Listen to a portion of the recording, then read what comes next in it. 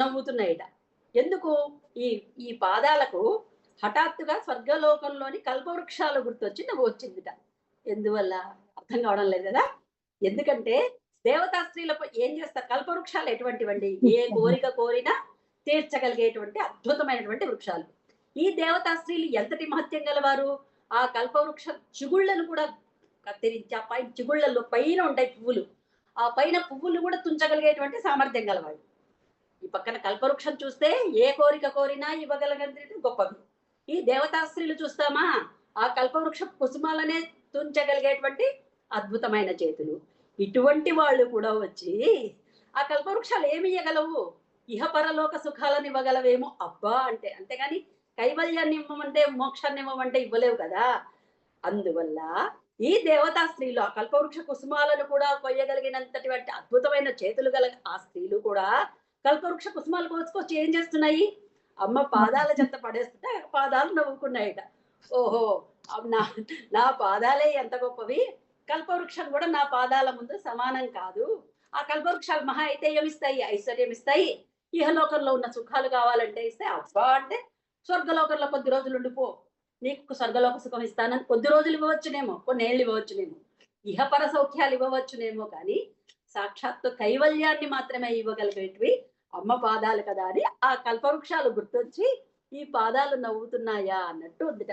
ఈ శ్లోకంలో ఏమి అద్భుతమైన భావుకత్వం అండి! ఏమి అద్భుతమైన కల్పవృక్షాలు ఏమైనా ఇవ్వగలవు, వాటి పూలను కూడా కోయగలరు స్త్రీలు.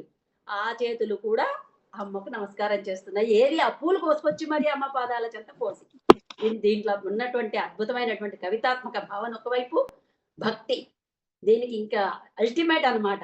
అమ్మ పాదాల యొక్క పాదాలని, ఆ గోర్లని ఒక పక్కన కవిత్వాన్ని జోడిస్తూనే, భావుకత్వాన్ని జోడిస్తూనే భక్తిని వికసింపజేయడం ఈ శ్లోకంలో అద్భుతమైన భావన అండి. శంకరాచార్యుల వారు తప్ప ఇంత అద్భుతంగా ఎవరు కూడా రాయలేనటువంటి పరమాద్భుతమైనటువంటి శ్లోకము అమ్మ కాలి గోళ్ళు పాదాలు. వీటిని చూసి కల్పవృక్షాలు కూడా నవ్వుకున్నాయన్నమాట.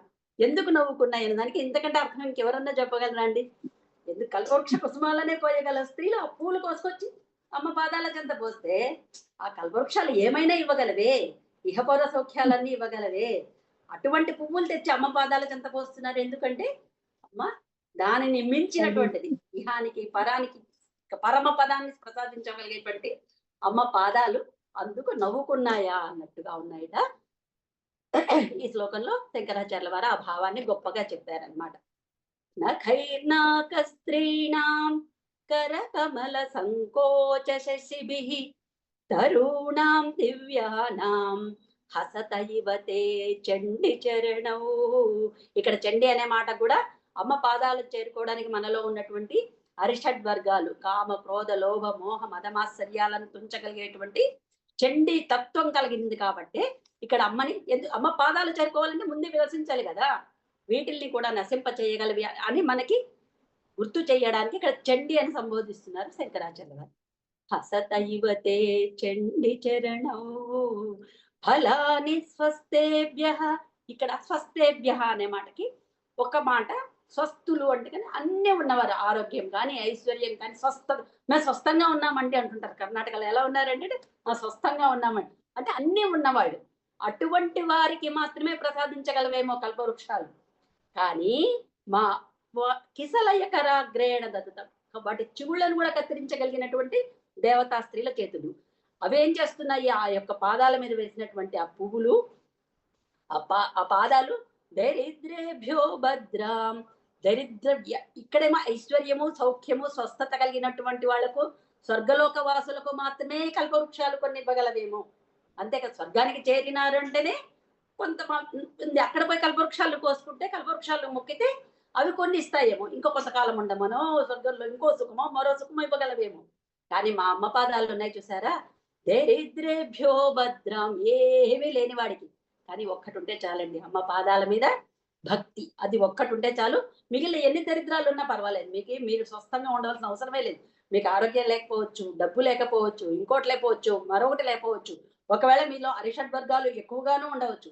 అక్కడ చండీ రూపంలో వచ్చి మిమ్మల్ని వాటిని నశింపచేసి ఆ విఘ్నాలను దూరం చేసి మీ దరిద్రాన్ని కూడా తీసివేసి మీ దరిద్రులైనా సరే మీకు భద్రత కలిగిస్తుంది. దరిద్రేభ్యో భద్రాం శ్రియమనిశమహ్నాయ దదతౌ. అవన్నీ ప్రసాదించగలిగేటటువంటి అమ్మ పాదాలకు నేను నమస్కరిస్తున్నాను అని పరమాద్భుతమైనటువంటి కవిత్వం రూపంలో చెప్పారండి. శ్రీదేవి పాదాలు దరిద్రులకు భద్రాం శ్రియం అంటే మంగళకరములైనటువంటి సంపదలను ఇస్తాయి. అది కూడా అనిశం అంటే ఎల్లప్పుడు, ఈ రోజు రేపు ఎల్లుండి ఒక్కరోజు కాదండి, నిరంతరం మీరు పట్టుకోవాలి అంతే తప్ప ఈ రోజు కాగిపోయింది. కల్పవృక్షాలు ఒకవేళ మీకు వరం ఇస్తే కొన్నాళ్ళకి ఇవ్వచ్చు, కొన్నేళ్లకి ఇవ్వచ్చు, అంతేగా. ఆ తర్వాత మళ్ళీ వాటి యొక్క మీకు లభించినటువంటి ఆ వరం అయిపోవచ్చు. కానీ మా అమ్మ పాదాలను పట్టుకుంటే మాత్రం అనిశమండి, మీకు ఎల్లప్పుడు కూడా మంగళములనే ప్రసాదించగలవు. అంతేకాకుండా అహ్నాయ అంటున్నారండి, అంటే శీఘ్రంగా ఇమీడియట్లీ మీరు గట్టిగా పట్టుకోవడం ఆలస్యం అంతే. అన్ని దరిద్రాలను తీసేసి మీరు దరిద్రులైనా సరే మీకు మంగళాలని ప్రసాదించగలిగేటువంటివి అమ్మ పాదాలు. దేవి పాదాలు దరిద్రులకు సంపదలను ఇస్తాయి. ఇవి కల్పవృక్షాలు కేవలం దేవతలకు మాత్రమే ఇస్తాయి. ఒకవేళ మీరు స్వర్గానికి పోతే మీకు కూడా ఇస్తాయేమో. ఎంతవరకు? కొంతవరకే, కొన్నే. ఇహ మీకు మళ్ళీ జన్మలో మాకు ఇక్కడ స్వర్గంలో భూమిలో ఇది కావాలి అది కావాలని కోరుకున్నారా, ఇస్తాయి. లేదు మేము ఇంకా కొంతకాలం స్వర్గంలో ఉండాలనుకుంటున్నామా, ఇస్తాయి. కానీ మోక్షాన్ని ఇవ్వగల శక్తి కల్పవృక్షాలకు లేవు. అది కేవలం మా అమ్మ పాదాలు మాత్రమే, అమ్మ పాదాలు మాత్రమే ఇవ్వగలుగుతున్నాయి. అందుకే ఇవి కల్పవృక్షాలను చూసి నవ్వుతున్నాయట. కల్పవృక్షాల కంటే తాము గొప్పవారం అనే భావంతో అమ్మ పాదాలు నవ్వుతున్నాయట. ఎందుకో గుర్తొచ్చిందంట కల్పవృక్షాలు, వీటి పని ఇంతే కదా, వాటి పూలు తెచ్చి కూడా ఈ దేవతలు కూడా నాకే పూజ చేస్తున్నారు కదా, ఆహా ఏమి నా భాగ్యమో అని నవ్వుతున్నాయా అన్నట్టుగా ఉన్నాయట అమ్మ కాలిగోళ్ళ తెల్లదనం వల్ల. ఆ భావనతోనే దేవి చరణాలు కల్పవృక్షాన్ని చూసి నవ్వుతున్నాయి అని చెప్తున్నారు శంకరాచార్య వారు ఈ శ్లోకం. అర్థమైంది కదండి? ఒక ఎక్స్ప్రెషన్ ప్లీజ్. అర్థమైన వాళ్ళు నవ్వండి. Okay, done. చదువుతారండి.